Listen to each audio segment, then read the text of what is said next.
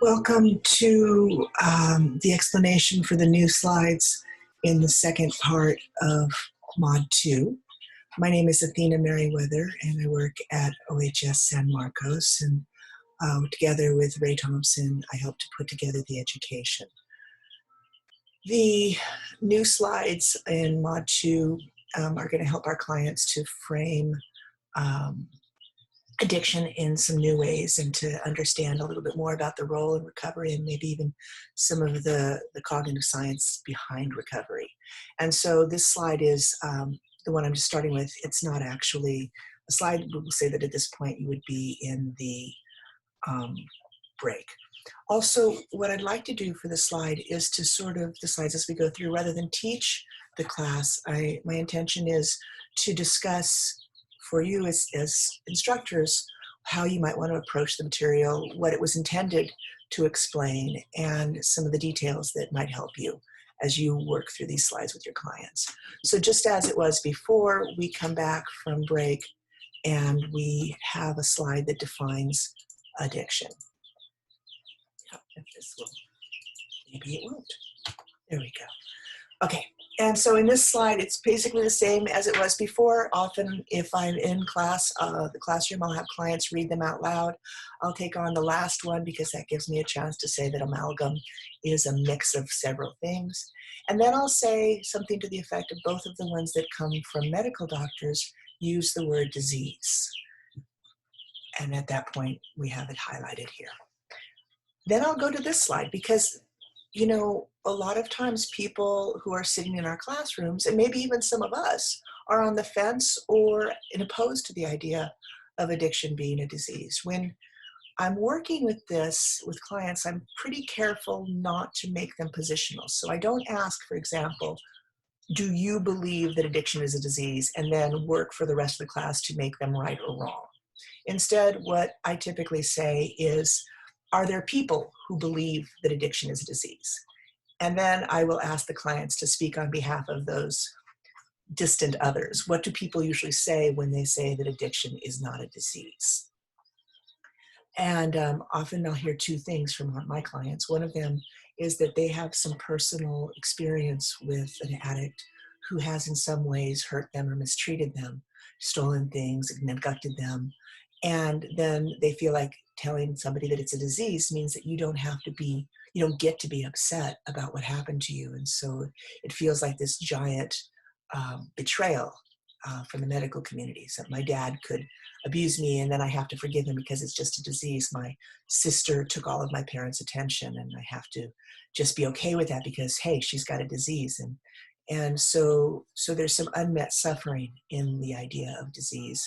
But more frequently, people, when they talk about disease, are going to talk about choice.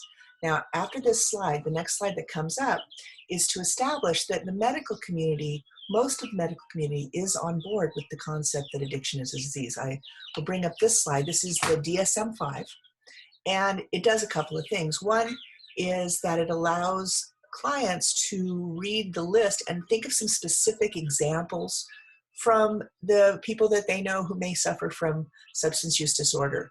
What does it mean, you could ask them, to consume a substance more or longer than planned? Can you give any examples of that? And they might say something to the effect of, people intend to go out to a bar and have one drink and they close the place. So you could ask them about a couple of really interesting ones. I think one of the most interesting ones on this slide is the difference between number 6 and number 9. And in number 6, continue despite problems. What that implies is that when everything hits the fan, a normal person will set down their drinking.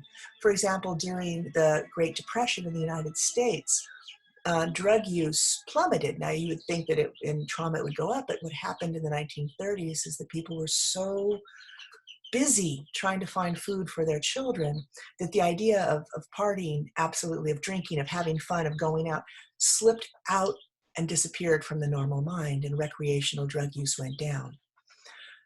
So in terms that our clients can understand, if somebody is an addict and they lose their job, they'll drink more. If somebody's a normal person and they'll lose their job, they might set down drinking until they have a chance to to have some recreational time. So this is continue despite problems. This is people with addiction will drink when things hit the fan, and people without it will typically pause at that point. And then number 9, continue despite knowledge. It sounds similar, but what happens in number 9, of course, is that people are clear. I lost my job because my boss is talking about my drinking. My liver is shot. My wife is or husband is leaving. My partner's done with me. And I'm still drinking, even though I know that the problem is the drinking. So in number 6, it's just life problems. In number 7, it's clear that these problems are substance created. Anyhow, I usually ask people to read these and think of some examples. And this is an important place to start thinking about how much of this is short-term thinking versus long-term thinking. So for example, using in risky situations is it's fun now. Who cares what happens in 20, 30, 40, 60 minutes? And this is going to become important. I would have this in my mind as I taught, but I wouldn't necessarily drop this with the clients right now. So having talked about the Psychiatric Association's opinions about disease, the next slide, again, brings us back to the idea of what makes something a disease. And this is really here to speak to that second problem that people typically have with something being a disease. If something is a disease, how can it be a choice? How can a choice be a disease? And so I'll usually talk about that at this point and then move into the next slide, which says the disease is made up of several different things. And the first thing that can affect disease is a disease agent, exposure to a disease agent. And this can be, as we already talked about in our education many times before, it can be a cigarette in the case of COPD or emphysema or lung disease. It can be fatty foods in terms of diabetes or heart disease. It can be viruses. And sometimes I like to ask my clients, what behaviors do you do that expose you to flus and colds? Because exposure comes through choice. You choose to go to work. You choose to smoke cigarettes. You choose to step outside, and you get a flu or a cold, right? You choose to live your life. You choose to not wear a mask, as we're in the middle of this all right now, and suddenly you get exposed by choice. And so when people say that addiction can't be a disease of choice, they're not really thinking about the fact that most diseases have a choice agent as we get exposed to the disease agent. And what I let my clients know is that alcohol is not a disease. Alcohol is a disease agent. In fact, the disease agent in addiction is any substance or behavior that exposes a susceptible brain to more dopamine than that brain can handle. One thing to notice in the educations that's really nice is if you ever have people who are wondering about things, we can take a look at the bottom of every page and we can see links that are to peer-reviewed scientific papers so people can go and look at the actual source material that our information comes from. All right, so we can talk about exposure to disease agent. We could also mention in these places that exposure to disease agent isn't a binary thing. It's not you get sick or you don't get sick. For example, somebody could be developing diabetes, right? They go to a doctor. The doctor says, hey, you're going to get diabetes if you continue down this track. And it's interesting to say that people could make a lifestyle change. They could stop eating sugary, fatty foods. They could lose weight and become more physically active. And even though they were headed towards diabetes, they can make a U-turn. And the same thing could be said for heart disease. But it's also really important for our clients to consider that there's this point of no return with exposure to agents. There's a point where all the kale salad in the world is not going to stop your cardiomyopathy because you've already crossed a line. And in some ways, substance use disorder can be like that, where we want people to not cross that line, because once the line is crossed, there is no turning back. It's another good place to emphasize that once a person truly develops substance use disorder, there is no going back to normal drinking for most people. Another thing that affects disease is the environment. And we can talk about stress here. Stress is extremely interesting when our body, and this also plays in with Mod 4, and you can sort of lay the groundwork there, because when our body goes into fight or flight, the body's not optimistic that we're going to survive. And so if you're a zebra on the fields in Africa and a lion comes up, all you can do is get the heck away. You don't worry about your immune system because you're not optimistic. Robert Sapolsky, a neuroscientist, said, you don't paint the basement when your upstairs is on fire. So when we are in stress, our immune system turns off until the stress is over with, as well as our digestion and our repair systems. And that's why it's such a cause of disease. In the natural world, animals are mostly calm, doing their thing, and occasionally terrified. In human culture, we've made it pretty unnatural. And so when we get in the car and we drive, or when our boss shows up behind us and gives us that look, all of a sudden our bodies believe that we are in full stress. So I always let my clients know that stress is something that they're probably going to hear more and more about as time goes by, as a strong factor in disease. At the same time, the environment plays a large role in substance use disorder. So you can take a look at the bottom of social environment, who you hang out with. And there's a saying that we bring back from Mod 1, which is we tend to drink with people who drink like us. That's not always true, but it's a tendency. And so if we tend to hang out with heavy drinking people, we're going to increase our exposure to alcohol, and that's going to up the exposure down here because of our environment. So environment overlaps with exposure. Another thing that can overlap is situational stress, and the way that people can lean into the medicinal-ish, if you will, relief of alcohol, or the anesthesia piece of it. So we can take a look at the guy up above and say, maybe he was exposing himself to alcohol at a rate that was perfectly normal and natural and his body could handle, and then he lost his job, and suddenly his levels of consumption increased. So environmental stress highly increasing his exposure to alcohol as he begins to drink from the stress of losing his job. The third place that's really interesting, and again, now we're going to kind of bring the class into the brain, is what happens during early childhood trauma. And I always like to explain to my clients that human beings are one of the most versatile animals on earth. Most animals come in here with their instincts hardwired, but human beings respond in the first 5 years of their life to all sorts of environments. We can live on mountains, we can live in deserts, we can live on islands, we can live in the middle of a continent, we can live everywhere. And one of the things that makes that possible is that in the first few years of a human life, the little brain looks out to the world and it decides if this is a safe place, if I'm born in a time of abundance and help, or if this is going to be a dangerous world, if I'm born in a time of war and famine. And the brain wires differently based on whether the world is going to be safe and abundant or risky and dangerous. And this environmental stress starts in womb, in utero. The baby is exposed to cortisol. The little brain is like, oh, this is going to be a dangerous place. Now what the brain does, and this is again really important for later, in a time of stress, is it chooses short-term rewards. I mean, if you are living in a war zone and you've got a crop coming in, you better eat that crop, because if you build it up, your warring neighbors are going to come and steal it from you. So if you're born in a time of peace, the brain optimizes for building long-term successes. If you're born in a time of stress and trauma, the brain optimizes towards short-term, take care of it right now, don't worry about tomorrow, tomorrow is uncertain. And one of the ways that science can look at this in children is something that's really adorable called the marshmallow test. If you haven't seen that, I encourage you to go to YouTube and look up the marshmallow test. What they do is take hungry toddlers and they set them in a table, and they say to these little kids, they say, okay, you can have a marshmallow right now if you want. You can just reach out and have that marshmallow sitting in front of you, or you can have 2 marshmallows if you are willing to wait till I come back in the room.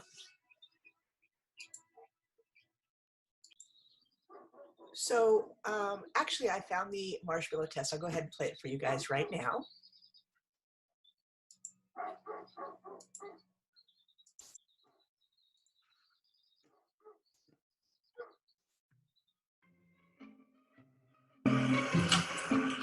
Okay, sit in that chair. All right, here's the deal. Marshmallow for you. You can either wait, and I'll give you another one if you wait, or you can eat it now. When I come back, I'll give you another one, so then you'll have 2. stay in here and stay in the chair till I come back, okay? All right.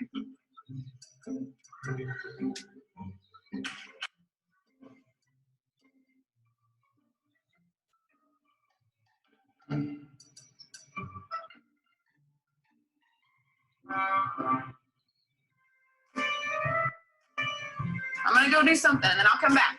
It's yummy. Really good.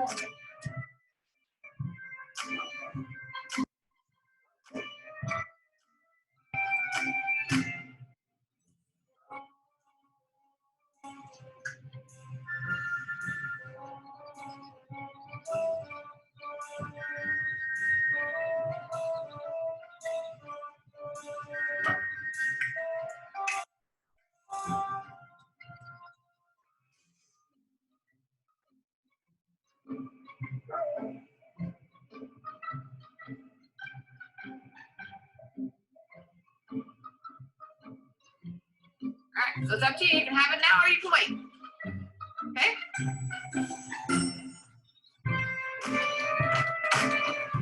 I'll be back. Stay in the chair, okay? Okay.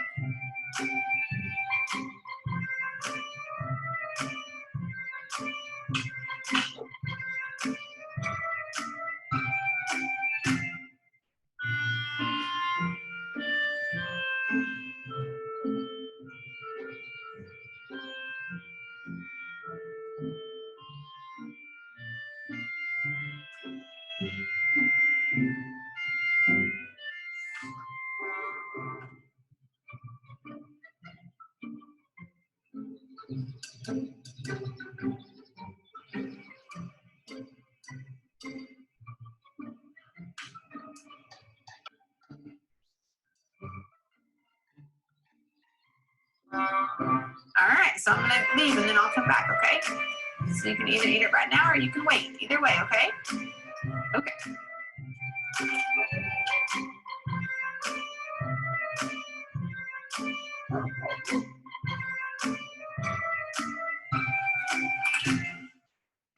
How'd you do?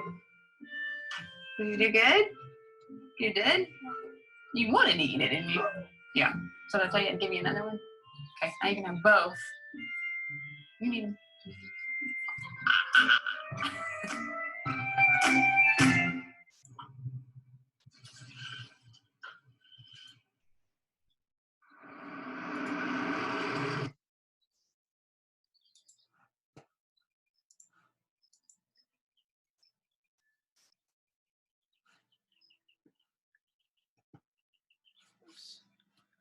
Let me see if we can get back here to the right one that we're looking for. Okay, so there's the marshmallow test. We don't actually show that during the education, but now you've seen it and you can describe it, talking about the ability to delay reward. And sometimes that's a function of being old enough. The brain has to be able to do long-term thinking. Sometimes, and very often though, it's a matter of stress. So children who grew up in stressful environments eat the marshmallow now, not eat the marshmallow now. Not only do they not believe that you're going to be coming back with a second one, but it's much better for their brain to take advantage of the things right now. So the factors that can affect addiction are exposure to a disease agent, a substance or behavior that exposes a brain to too much dopamine, combined with an environment that either increases the exposure or tends one to be more likely to seek out that disease agent. That's not enough yet, so there's one more piece to this that's really powerful, and that piece is genetics. In genetics, I usually will start out by saying I often ask clients to tell me if they have a family history of substance use disorder, and many times they will say, yes, but my mother left my father before I was born.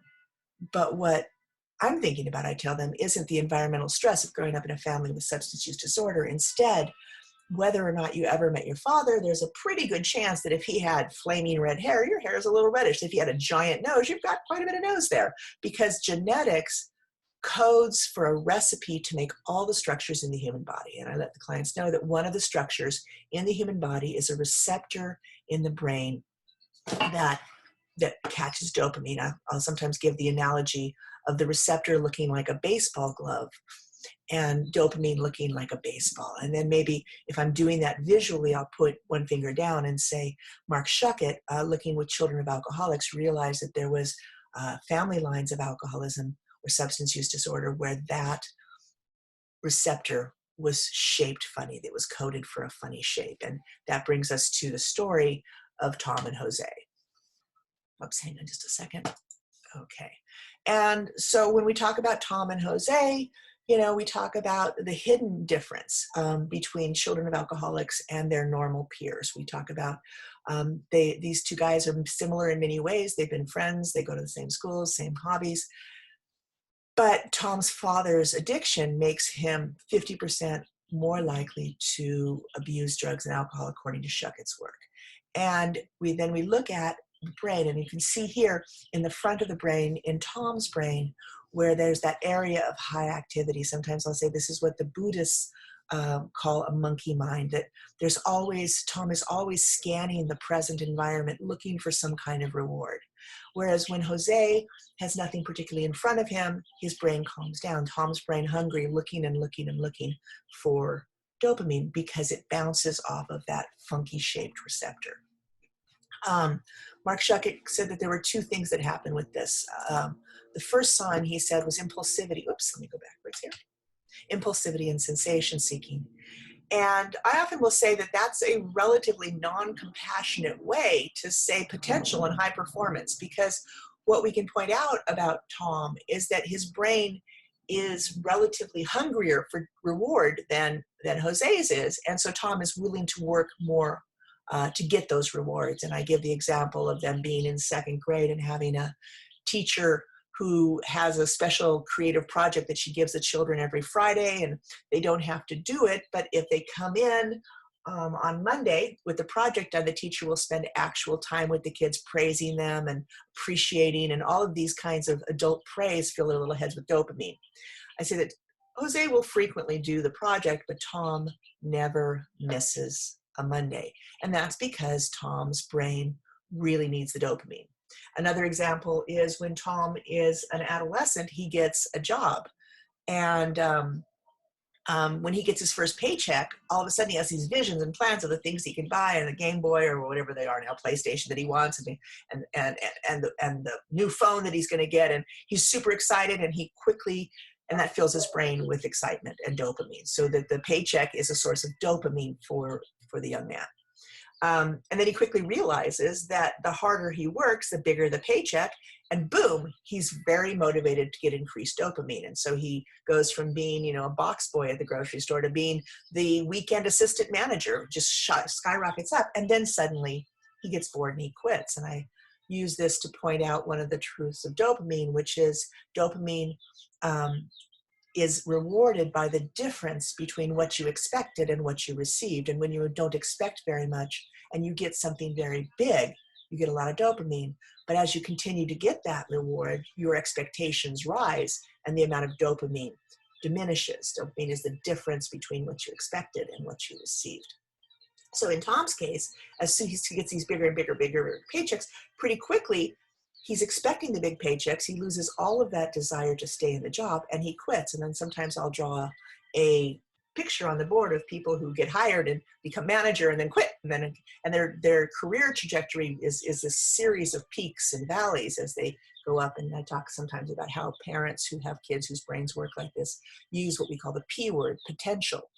And I point out that when somebody's chasing dopamine, they can really do a lot to get there, but once they get there, they don't stay. So this often looks like potential. And I always point out that if your kid is actually achieving, you talk about their achievements, it's when they could achieve or they start to achieve and then they break off when we get the word potential. And this may have a lot to do with Tom's need for continued dopamine because he has a deficit in his brain and an ability to feel the dopamine that he has. Another thing that happens in Tom's brain is that it's very difficult for him to feel the effects of alcohol. He has a low level of response to alcohol. And then I really like to talk about this. This is when a lot of light bulbs go on for children of alcoholics who are themselves struggling with substance use disorder. We talk about it in terms of what it's like to grow up in the family where one of the parents has substance use disorder. I often will, point out to my clients that there is a club that knows about this, and some of them are in the room with us. Some of this small group of people who are in the Children of Alcoholics Club know what it's like to have a parent who, if you want to ask them anything, you have to do it early in the morning, because beyond a certain time of day, you get irritability or platitudes. Talk about what it's like to have somebody in your life who can be embarrassing, right? Who can be inappropriate, who can be seemingly self-centered, and who can lose control. And what I like to point out to these guys is that Tom begins to really tune in on his father's alcoholism when he's an adolescent. And by this time, Tom's dad has been exposing himself to alcohol for 25 years. The amount of tolerance that Tom's father has at this point, and some of the brain problems that he's had from all this exposure to alcohol, make him act in very specific middle substance use disorder ways. And it's real important to distinguish between early substance use disorder, middle substance use disorder, and late substance use disorder. In middle substance use disorder, alcoholics or people who are addicts often have such high tolerance that they overshoot. They become sloppy. They become they find it very hard to find the amount of alcohol that they're looking for, and they often are either grumpy looking for it or very over the top when they have it. And so Tom's vision of what it means to have trouble with alcohol is this sloppy, embarrassing, out of control kind of way. And Tom has been told by his mother that his father has a problem with alcohol, and it's Tom's strong desire not to drink like his father, and then sometimes tragically not to be anything like his father. And so that's why when Jose offers Tom a drink the first time, Tom almost says no, right? He doesn't want to end up being like his dad, but there's Jose standing there with a bottle of Jack Daniels and a can of Coke and saying, it's really good, you should try it. And Tom is like, here's my deal with myself, Tom says. I will try it. And if I drink like my dad, I'll definitely not do it again. And so when Tom takes a drink of alcohol, now I ask the clients, is alcohol a stimulant or depressant? And of course, almost everybody knows and will call out that it's a depressant. I always try to ask questions that everybody can get the answer to, because there's nothing worse than asking a question and then telling them that they're wrong. So I always try to reach for the lower questions so that they can get this sense of participation and feeling good. So is alcohol a stimulant or depressant? Most people will say a depressant. And then you say, okay, let's take a look at Tom's brain. If we slow all that high activity down, look what happens. When the alcohol hits Tom's brain, it slows it down. And all of a sudden, his brain pattern looks more like Jose's normal pattern, right?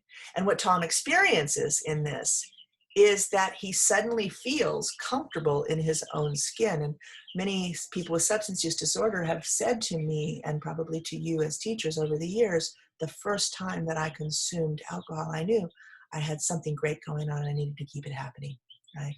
Now, what Tom doesn't do is act like middle stage alcoholism. He doesn't slur his words. He doesn't make a fool of himself. He feels comfortable and calm and in control. He feels like he likes Jose in a way that he never has before, and that maybe even Jose likes him in a way that he never realized before. They're friends, and be careful with that, because that just almost sounded really like it could go in a wrong direction. Anyhow, he starts to feel very comfortable in his own skin. Now, Jose, on the other hand,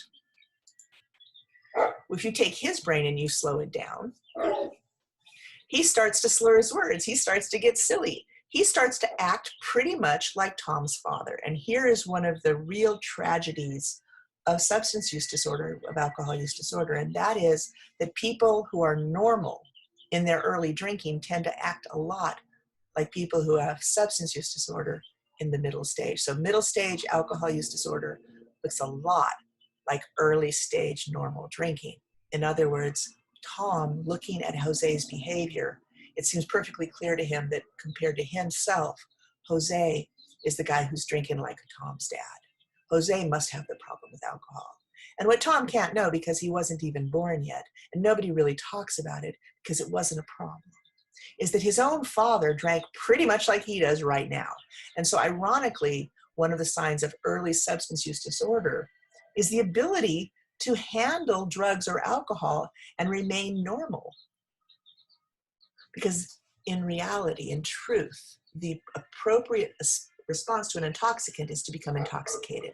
And people who have resistance to that are having an abnormal response. But Tom doesn't know that. All he knows is that this is magic. This makes him comfortable in his own skin. He's good at it, and he's 17 years old, and that's a point of pride. And poor Jose, he's probably got a problem. That's Tom's perspective. And so because it makes Tom feel more comfortable, more competent, and more in control, there's every reason in the world for him to want to continue to use it. In fact, the next day at school, Tom decides that he's going to take some alcohol and head into his fourth period class. He's going to get a mint. He's going to go into class, and hey, he sits there. He feels comfortable. He feels competent. He feels in control. The teacher at the end of the class notices how focused he is, and he's, a little wintergreeny, but she says to him, hey, you were really good in class today. Normally you're fidgety and you're looking at the clock, but you were really focused today. Whatever you're doing, Tom, you should keep this up. And Tom is like, absolutely. Now, what would happen if Jose went into a class after drinking some vodka? And the truth is that with his normal brain, Jose would be totally busted. See, the thing about normal brains is that they have a strong effect from intoxicant. Most of them have a strong effect from intoxicant. So Jose, it's a bust. Everybody knows that Jose has been drinking. And not only everybody else, but Jose's own perceptions, his own body, the adults around him are telling him, yellow flag, man, you got to be careful with this. This stuff affects you. Then you take the way that the dopamine receptor in Tom's brain reduces his effects, and you can see that from his perspective, he's the one who's in control of the drinking. He's the one who does it well. And he has fewer negative effects, so he does it more frequently in places that Jose could never get away with it. And every once in a while, when he wants to act like Jose, he's got to drink an awful lot more. See, what Tom is doing is following biology down a path that his father did, that maybe his grandfather did, that none of them had any idea what they were headed to. And so it's not morality. If you find a substance or a behavior that makes you feel more confident and more in control, and it seems to have no side effects, you're probably going to do it, maybe long after the side effects start to occur. And so when we talk about this biology, how one little change in DNA or several changes in DNA can create these changes in the brain that set people up, what I find interesting is that's the genetics affecting the exposure. And then if you take the truth that Tom grew up in a time with his mother and father frequently fighting and substance use disorder creating some havoc in his life, what's astonishing isn't that 50% of the children of active addicts develop problems with drugs and alcohol. It's that more don't. We'll go on to talk about the 12-step programs now, and I usually introduce that by saying a grandchild of an alcoholic, a man named Bill Wilson, was born in the last part of the 19th century. He was born in 1895, right after Thanksgiving, actually right before Thanksgiving, 1895. And he was probably a genius. He had some innovations that changed the way the world understands itself. And he was a stockbroker, and he made a fortune, and he lost a fortune. And then he made another fortune, and he lost that fortune. He kept making and losing fortunes because in addition to being an incredibly intense and intelligent human being, he was also a very, very sick alcoholic. And in his middle life, he had been unable to keep a job. And he went to go see some people. And they told him a lot of things, but one of the things that they told him was key. They said, Bill, an alcoholic can stay sober while they're in the process of helping another alcoholic. When nothing else in the world seems to work, suddenly trying to help somebody else will stop cravings. And Bill tested this and found out that it was true. And as soon as Bill was able to stop drinking by helping other people, he got another job. And he had this business opportunity that took him away from home to Akron, Ohio. And one morning, Bill is walking down the steps of the hotel, getting ready to leave and to go do the new opportunity. And he walks past the hotel bar, and it's early in the morning, and he smells the alcohol, and he sees the dark in the bar, hears the clink of ice in glasses, and he stands on the threshold. And he knows that he is about to be a place where he will drink no matter what he wants to do, this compulsion. But suddenly those words come back to him, and he hears that an alcoholic can stay sober while they're in the process of helping another alcoholic, and he begins to look for somebody to help, and he ends up at the bedside of a physician Dr. Bob, and he helps him, and then the two of them go out to look for people to help. This one piece that you can help and avoid cravings ends up being very, very critical. Now, they create a program that is based on honesty, hope, faith, courage, integrity, willingness, humility, forgiveness, justice, perseverance, spirituality, and service. And as we talk about this slide, it's very important to bring those things in. You see, most of those things, you don't necessarily have to talk about it, but I want you to understand, most of those qualities do not pay off short term. Honesty can get you fired short term, right? Hope is what's happening that's against what's happening short term. And on there is service. And it's really interesting because what Bill Wilson was onto when he was creating a program with Dr. Bob that focused on these things is something that he had no idea. But what he was learning is that we have one brain, but we have multiple parts of consciousness, right? And these map more or less to some structures in the brain. So if you think about this in a certain way, it's really obvious that you are not a single point of consciousness. I mean, have you ever argued with yourself? And the answer for most of us is yes. And then we can think about what is the quality of most of our internal arguments. And most of the time, it's short-term thinking.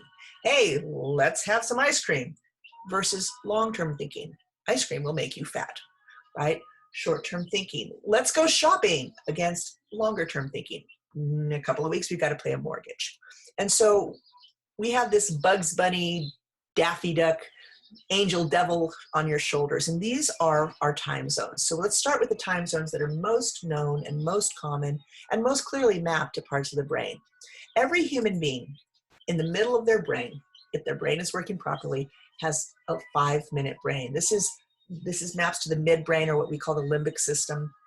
And it is able to live in the present moment and work that forwards about 5 minutes, right? Your dog, a rabbit, a horse, all have very similar midbrain limbic systems that work in very similar ways. They have been in animals since the very beginning, right? So there are brains like this in reptiles, in all mammals, that is survival based. This part of the brain runs on dopamine, and it looks out into the world and it looks for things that will give it dopamine. When I'm teaching at a university, we call this the 3 Fs. At OHS, we'll call it food, fun, and the third F we'll call sex. This brain is scanning constantly, looking for these things, and it chooses the best reward whenever it can. Now, this is why, for example, if you own a dog, you can't get your dog a job, because the 5-minute brain can't simulate beyond the present moment very well. And so if you tell your dog, hey, do this thing, and in 2.5 weeks, I'm going to give you a treat, your dog will never figure out that thing. The treat and the behavior have to happen within 5 minutes. That's the purpose of the 5-minute brain. Immediate reward, right now, best reward in my system, strongly, strongly based on survival. Human beings, though, excuse me, along with whales and some of the great apes, have an incredible thing. I mean, when I was a kid, I used to go to the zoo, and I used to think, how come we humans run the zoo and not the tigers or the bears? I mean, if you take a tiger and a bear or a lion and you fight them, there isn't a fight between a human and a tiger right out in nature. There's just lunch for the tiger. So how did we become the dominant species? And the way we did it is your ancestors were able to go somewhere that no tiger has ever been. They could go to a place completely free of tigers. And in that freedom, they could plant. You see, the place that your ancestors could go that a tiger's never visited is into a projected future. We have a part of our brain that roughly maps to the cortex, just below a thin veneer of cells, just below your skull. And this is a simulator.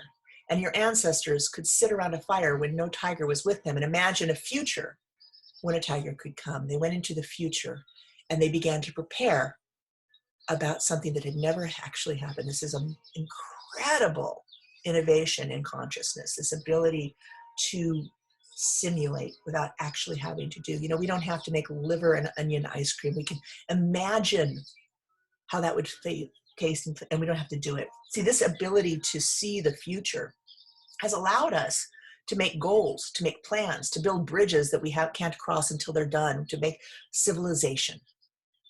It's this 5-year brain that your dog doesn't have, that you have, that allows you to go to a job and wait 2 weeks for them to give you a paycheck.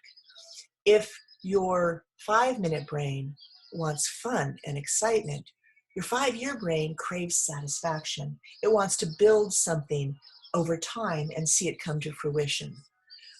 And if the 5-minute brain is all about sex, it's the 5-year brain that allows us to have relationships. You know, when people stand at the altar and they say, I'm going to love you forever, what they're really talking about typically is about 5 years, I'm pretty sure, and then I'll see if I still feel about it afterwards, right? So 5 years at a time is about how far out the cortex can simulate.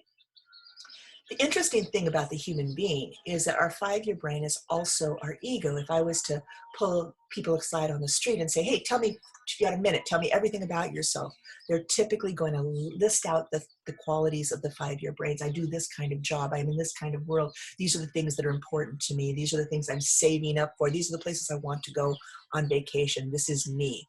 So the 5-year brain often believes that it is alone inside the head. But the truth is, it's not nearly as powerful in some ways as the 5-minute brain. For example, if you're trying to run the processing power to think about what's happening in the next 5 years, how many possible futures are there in the next 5 years? Infinite.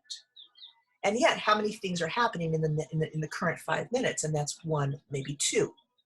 And so the 5-minute brain is processing 1 or 2 options. The 5-year brain is processing these massive possibilities. And in most normal people, these two stay balanced. They show up in the fights on their shoulder, the angel and the devil, the 5-minute brain wanting to eat the chocolate, the 5-year brain wanting to look good in a suit in a couple of months when it's summer.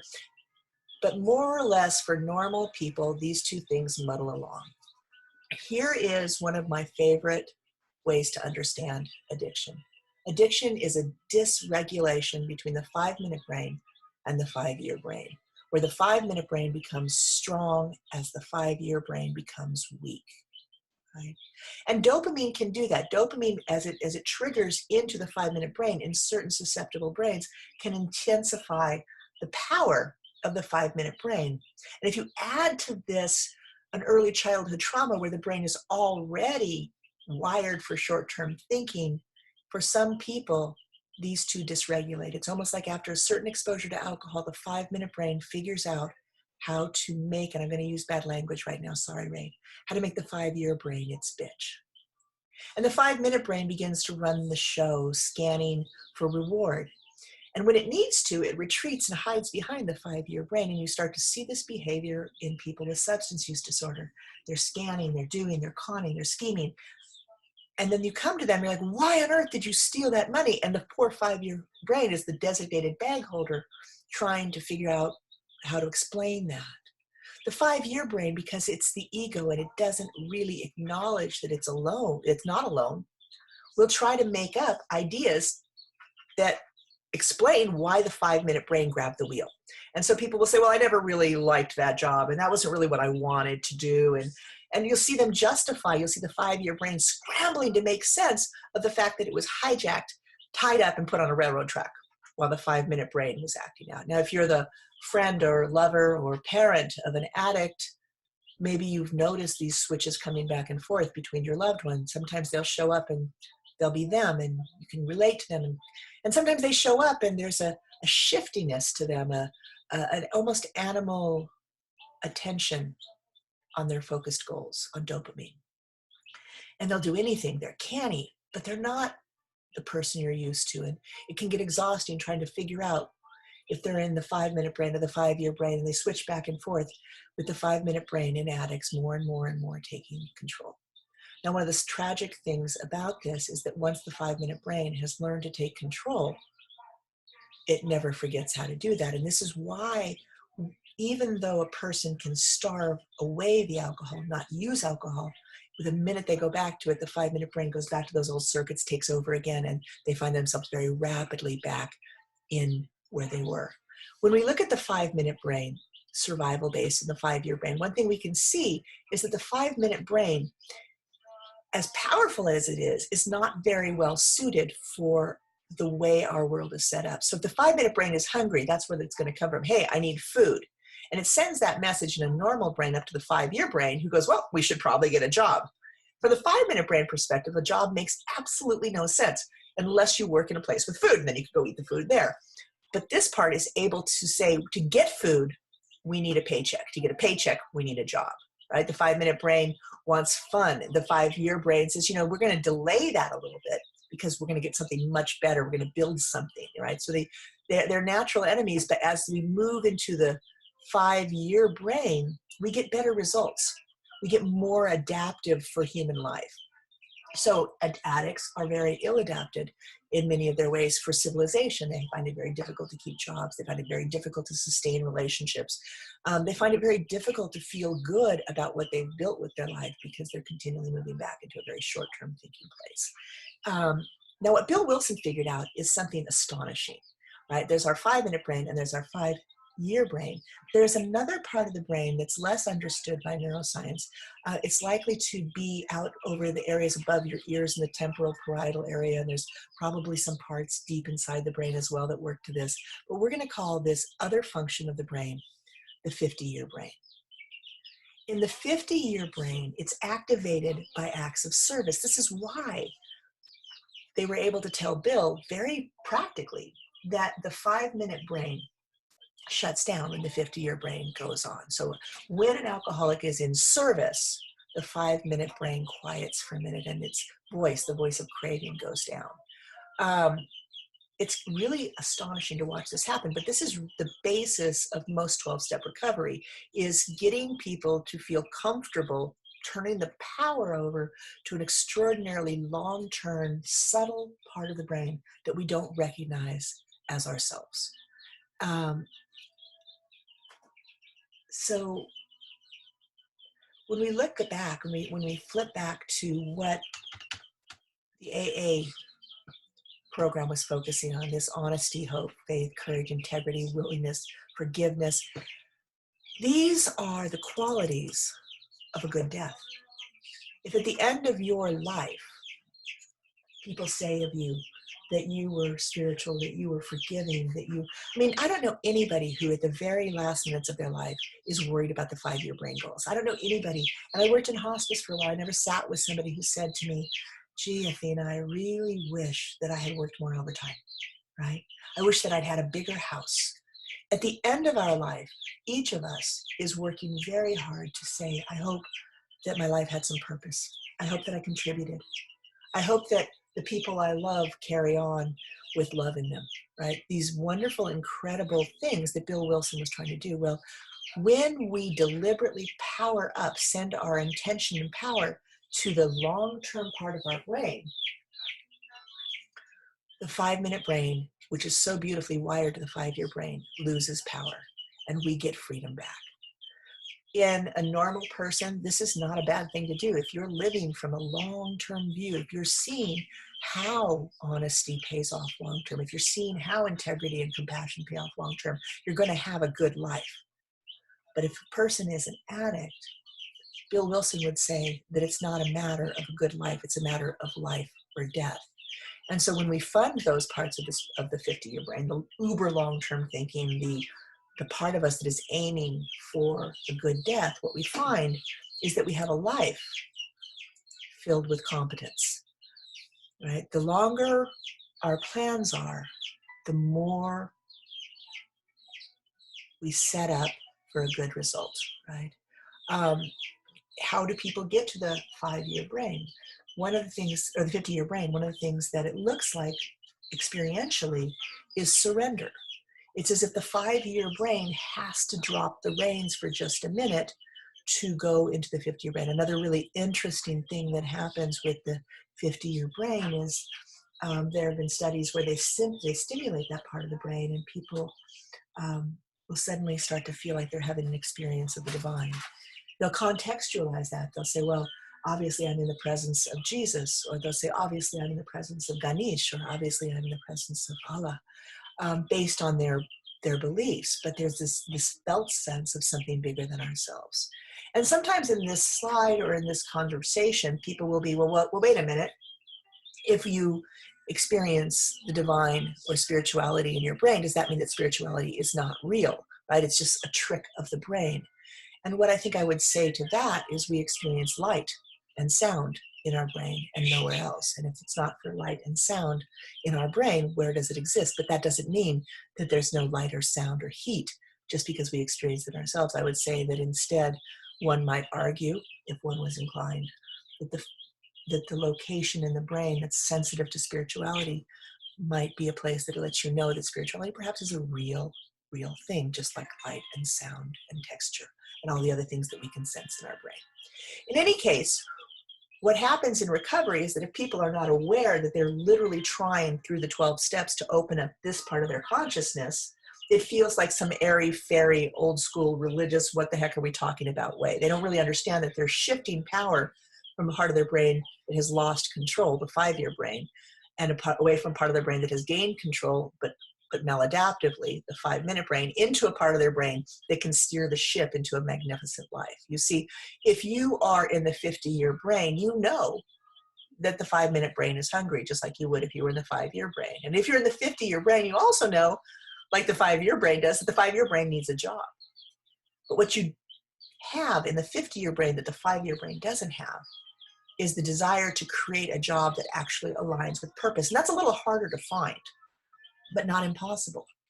From the perspective of the 5-year brain, where most of us find our normal consciousness, the 50-year brain feels like, when people have described it as a still small voice, or an intuition, or a hunch, or an urge to do something, right? To do something kind, to do something honest, to do something outside of your regular 5-year character. And so people in the 12-step programs, as they work through those steps, become more and more in tune with what the 50-year brain wants.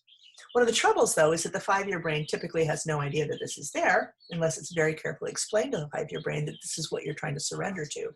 And it gets frustrated, and I can't tell you how many times I've watched people who are in recovery. And, I meet them in the 5-minute brain, and they're furtive, and they're distressed, and their 5-year brain is full of control and shame issues and feeling out of control. And then suddenly they wake up that 50-year brain, and they sit across from my desk, and their eyes are somehow brighter.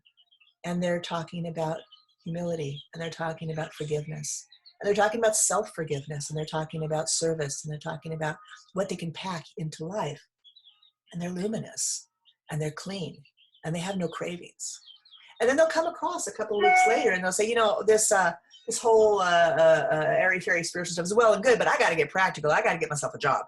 And I say, hello, 5-year brain. And then I might not see them again, because once the 5-year brain reactivates in a substance use disorder, once it reactivates, they're on the path to addiction.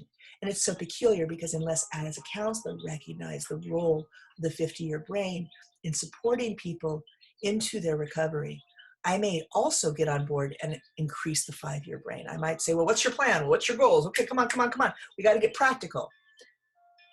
Instead of asking them to really consider how to stay open, surrendered, in recovery, how to move away the blocks and shame from the 5-year brain, and to find a life that really does have purpose and meaning for them. And maybe to be patient with that might take a minute longer. It may take some practice to shut down the ego enough to hear what your life's purpose is coming to you as. And so I have taught this for a long time, and occasionally we'll run into people who are distressed, and I think it's important that we don't overreach.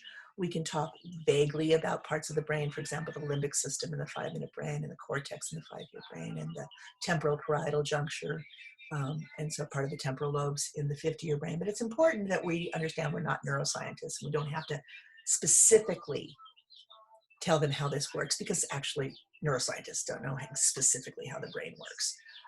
Instead, we can just say, see if this resonates for you. See if this helps you. If you've been in recovery, it helps you to understand what's happening. And what I see is tons of lights coming on for people, tons of ability to hold on to recovery behaviors that earlier made no sense to them, and suddenly have a substrate that they can stand on that helps them to really accomplish this meaningful, purposeful, beautiful life. Going beyond this one, I like to bring them back to talking again about the 11 criteria of the DSM-5 and saying, look at how much of this, now we really make it explicit, look how much of this is 5-minute thinking, right? 5-minute thinking versus 5-year thinking, you know? How much of it is considering only the self, which is what the 5-minute brain does. If someone said one time, if it can't eat you or have sex with you, it has no purpose for you, right? If it can't get you for dopamine, the 5-minute brain is short-term thinking. And here we see these criteria of that in the brain. We can talk about the other programs, also trying to work people to breaking up the temporal parietal juncture and smart recovery, which interestingly enough does not work specifically on the 50-year brain, but instead seeks to strengthen the 5-year brain. And there's some studies that say that can happen as long as a person is not too far down the dysregulation between the 5-minute brain and the 5-year brain. I'd like in Mod 2 for us to loop back and begin to talk about what do we do if somebody that we love or care about suffers from addiction. This naturally brings us back to talking about disease, because what you think something is going to determine what you think you ought to do with it or how you ought to treat it. You know, it's a bad thing to confuse a kitten and a tiger. They both require very different kinds of approaches, and woe be the person who doesn't know what they've got on their hands.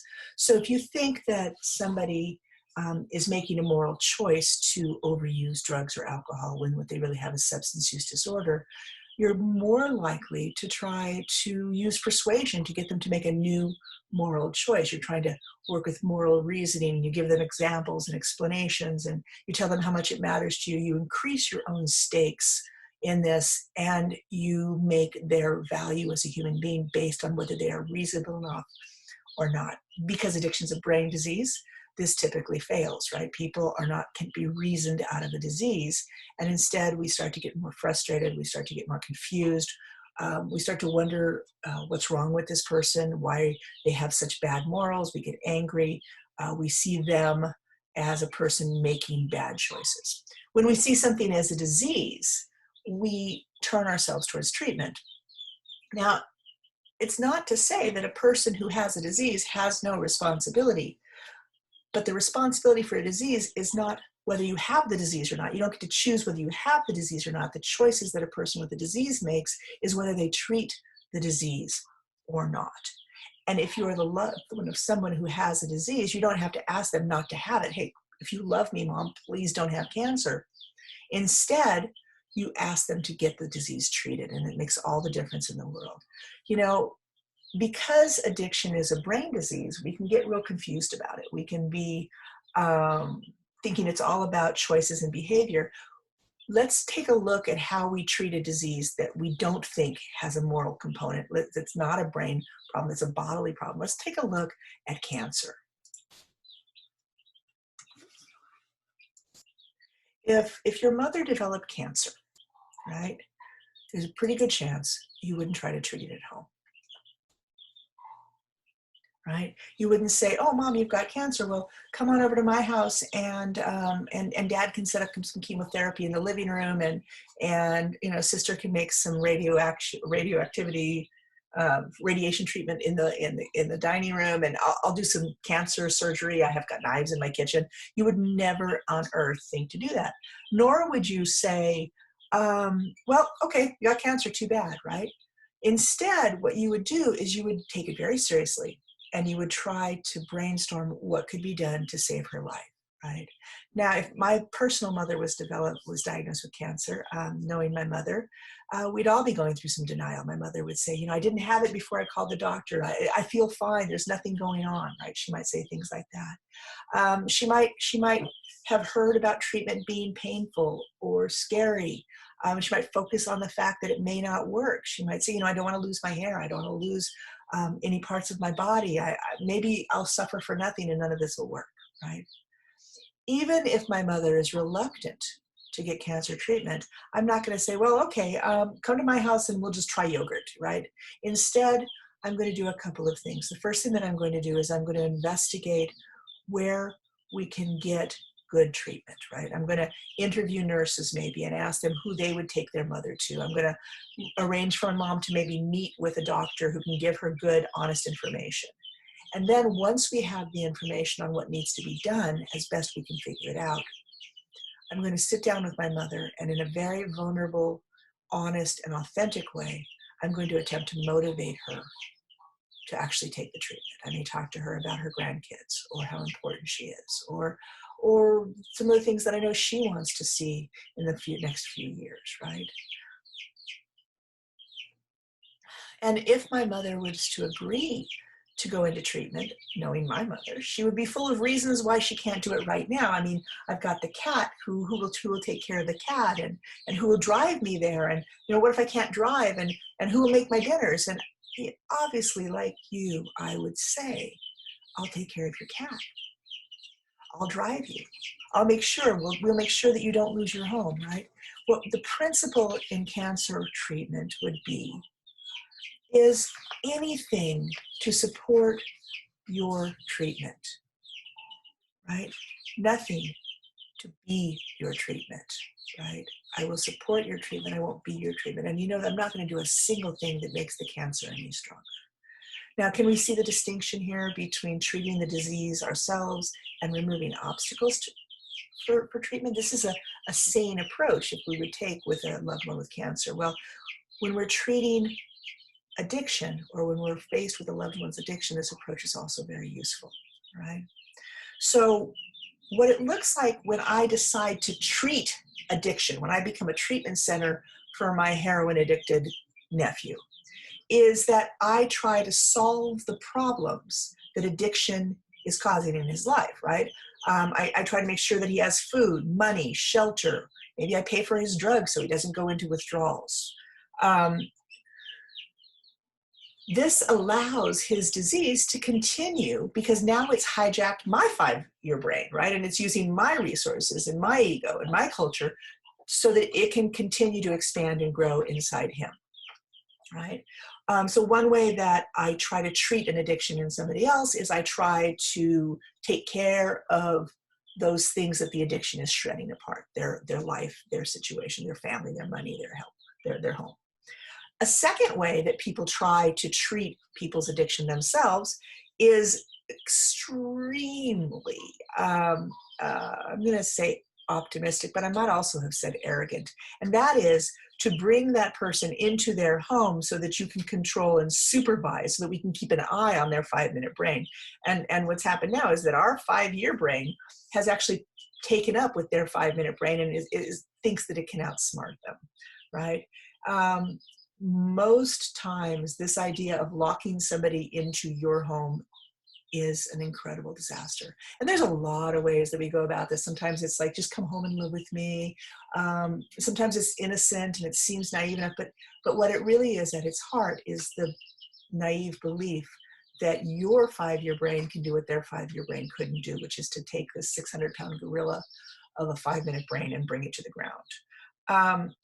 Even people who work in addiction and really do understand what's at stake and how this works rarely try to treat their own family members and rarely, if ever, have success with that.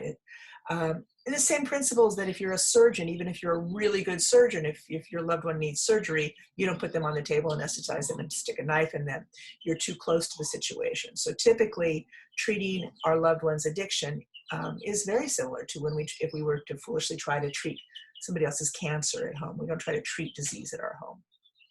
And when we try to treat our loved one's addiction, right, when we want to do chemo in the living room and surgery in the kitchen, with addiction, it's particularly problematic. And that's because one of the big problems in addiction is that the 5-year brain, the morals that person was raised with, the values that part still holds, don't go away. And that means that they are absolutely, when they visit their 5-year brain, overcome with shame.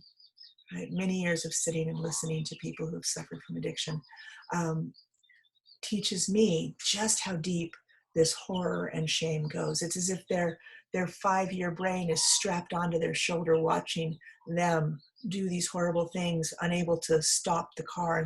And the 5-year brain again thinks it's the only one there. And it's just absolutely awful. Even though it's disempowered and often silent, the values and morals of an addict are offended by what they do and shamed by it as well. And that's a big piece of what has to happen in treatment, is this has to be restrained out. Another thing that I think is really important to understand when we work with addiction is that every addict has already tried to not be an addict. Now, maybe they want to continue to use drugs or enjoy alcohol or enjoy drugs, but they've tried to not lose control. I've never met a person who said, when I grow up, I want to lose control of my life to drugs and alcohol. That's just not how it works out. What they've done is, in many ways, you've never seen it. Perhaps if you're very close to them, they've tried and failed. They've tried and failed. They've made bargains with themselves 6 ways to Sunday. And every single time, they've gone right back to it and failed. And so this whole cycle can be exacerbated and made worse when we bring them into our homes and or try to work with the disease itself. It adds just one more layer of shame to the addict themselves. But just because you don't try to treat the addiction themselves doesn't mean that we can't throw our heart into pointing them towards treatment and removing the obstacles that stand in their way, the same way that we would do if it was cancer, right? Now, if you ask people what most addicts will need to stop, let's talk about what it takes for somebody to become ready to get into treatment. Most people will tell you they need to hit a bottom. And this is so common that everybody assumes that it's absolutely the only thing they need. Well, the truth about bottoms is that to say to hit a bottom is a harsh way of saying that humans need motivation, right? And certainly a horrific experience can be a powerful motivator, right? If your mother has cancer and she ignores treatment, there might be a point when a tumor explodes on her body and necrotic tissue pours into her bed, and at that point she may consider treatment. But it is not an amazing, perfect way to help your mother to save her life, right? So a bottom, the same motivation that can come from a horrific treatment, can come from love. In the same way that you would sit down with your mother and talk with her about why you wanted her to try to treat her cancer, it's important to sit down with addicts and talk to them about your hopes and dreams and love of them, right? And to do it in a sane and safe and protected way that is not you manipulating or trying to treat the disease itself. Often this is more than we can do. The level of manipulation and survival that the 5-minute brain is capable of, the amount of denial and hope that we have ourselves mean that to do this kind of motivation, it's often best to employ somebody who is an interventionist, who is good at creating a framework where this kind of motivation, this I need you, I want you back, I want you to join us in fighting for your life, this sort of conversation can be had, and it can be extremely powerful for somebody suffering from addiction. But to believe that motivation is enough is to miss something really important, because motivation without hope of reasonable success is torture. Imagine if your loved one was dying from cancer, there was nothing that could be done to treat them, and all you can think to say to them is, don't die, don't die, don't die. We're going to miss you. You're going to destroy us. If you die, you're going to destroy us. This is torture. Right? In order for us to apply motivation, it only makes sense in a compassionate way if there's something that they could possibly do. And so what I'd like to talk about next is, how do you create a path forward for somebody with addiction, with the understanding that anything you can probably think of, they've already thought of and probably tried. They've tried willpower. They've tried throwing things out, pouring things out, moving, not moving, talking to people, getting jobs, putting their kids at stake. They've tried all the normal things. And so when we come to talk with them about what's reasonable for hope, we need something better. Fortunately, there is something better. Addiction is a treatable disease. And this is a slide called findtreatment.samhsa.gov that will help you to find behavioral health treatment services in your area. In order to access this, we go to this website and we put in an address. And when we click next, we get a map of treatment centers that are in our local area. We can say how far we're willing to go. You can see up here that we're willing to travel maybe 5 miles, 30 miles. We can see if the treatment center is mostly for substance use, if it also is about mental health, right? Or if it's both of these things, if a person is suffering from dual diagnosis, addiction and depression, addiction and PTSD, there are places that are better for treating that. And then we can look here and we can call these places. And what I want to say to you is if you are going to attempt to help a loved one with addiction to have both the motivation and the reasonable hope of recovery through treatment, you want to do your footwork ahead of time, right? So what I would do if it was my nephew and he was a heroin addict and I was trying to help encourage him towards treatment is I would call these places. I would make sure that there was a bed available. I would investigate whether we had the proper kind of health insurance available to make sure that he could get into this. I'd interview them and come up with a reasonable plan that has some hope of success.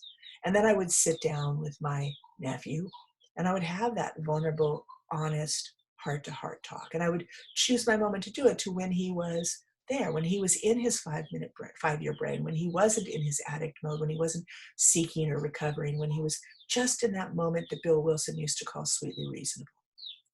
And then understanding how fragile it is for an addict to be able to stay in their 5-year brain, I would have this plan ready to execute right away. And that's when you're already there to remove the obstacles for treatment and go into treatment and I'll feed your cat. Go into treatment and we'll make sure that you're not homeless. We'll make sure that your clothes are boxed up because the 5-minute brain in an addict is so powerful that if an addict agrees to treatment and you don't move right away, within a few moments, the 5-minute brain is back. The 5-year brain, once again, trussed and thrown under the railroad tracks. And you have to wait for another opportunity for it to come by again. Once an addict is in recovery, again, I want to loop back to the cancer analogy and say what would happen if my mother had had cancer and God willing, she was in remission, right? If my mother was in remission from cancer, one thing that I would never do is tell her that I could only love her if she could guarantee me that the cancer would never come back. I would never have an insistence that she be healed for good. I would only be grateful that she was healed right now. I would tell you that if my mother had cancer and she was in remission, I would appreciate every single day I had with her and not ask for guarantees because none of us have guarantees. And if my mother was had cancer and she was in remission from cancer, I wouldn't tell her, well, we really don't want you to come to our holidays this year because last year you really screwed up, Thanksgiving with your unpleasant cancer stuff. And we'd like to have a nice year this year. So we're just going to ask you to sit this one out, right? I wouldn't exclude her or punish her for having had cancer in the past, right? And another thing that I wouldn't do, I wouldn't take it on myself to check to see if her cancer was back. I wouldn't ask her to come over to my house and then strip so that I could palpate her scars to see if there were any tumors coming up, right? That would be a ridiculous and horrific behavior. I wouldn't talk about her to everybody else and then shut up talking about it when she walked in the room. If I was going to talk about her cancer, when she walked in the room, I would say something like, Mom, we were talking about how grateful we are that you're here. And wow, that was a really scary thing that happened to us. I would include her if I felt the need to talk about her. But think about how often we do this with addicts, right? When they're in recovery, we're like, I don't trust it. I don't trust it. It might come back, which is actually just as true for addiction as it is for cancer. Like cancer, addiction tends to be a lifelong relapsing condition that requires additional treatment. I wouldn't try to check my addicts to see if there was alcohol in their drink. I wouldn't try to smell their breath subtly or obviously. I wouldn't humiliate them in that way any more than I would humiliate a person who's in recovery from cancer. I would understand that this, again, is not my treatment. They have a relationship with their own treatment that I can only support, not actually take over for myself. Now, I understand, I really do, that there's a lot of difference in how somebody acts when they have something like breast cancer and how somebody acts when they have a brain disease like addiction. And it's tricky and it's difficult. And I think that's why we need to encourage our clients to get support if they have a loved one with addiction. There's a lot of support available for people who are trying to help loved ones. There's Al-Anon, which was formed by Bill Wilson's wife, an incredibly brilliant way to do judo with the psyche, so that the energy that comes at you from the 5-minute brain is transformed into 50-year brain power, and can use giant difference in families. Therapists can be useful. Other addicts who are in recovery can sometimes be useful in talking about what did they experience, and what can we do to support ourselves while we work with people with addiction. All right, so that basically wraps up the second half of Mod 2, and I hope that some of this was useful to you. I am recording this during the stay-at-home orders of COVID-19, and you may have heard some chickens in the background. They're in the office with me because they're just little tiny guys. In any case, I'm available any way that I can support you guys in your teaching, and also eager to add your information into this. If you have a way that you're doing it that really particularly has been helping people, I'd love to hear about it so that we could add that into the program as well. All right, take care of yourselves, be safe out there, and congratulations on teaching a really fun thing for people to learn about.